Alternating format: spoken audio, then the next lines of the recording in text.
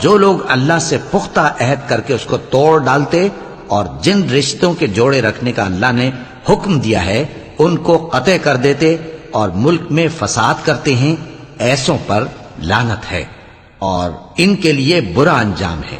اللہ جس کا چاہتا ہے رزق فراخ کر دیتا ہے اور جس کا چاہتا ہے تنگ کر دیتا ہے، اور کافر لوگ دنیا کی زندگی پر خوش ہو رہے ہیں، اور دنیا کی زندگی آخرت کے مقابلے میں بہت تھوڑا سامان ہے۔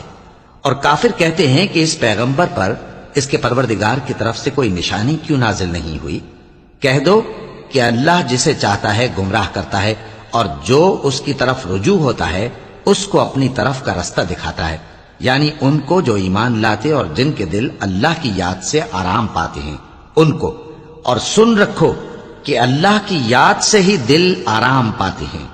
جو لوگ ایمان لائے اور عمل نیک کیے ان کے لیے خوشحالی اور عمدہ ٹھکانہ ہے۔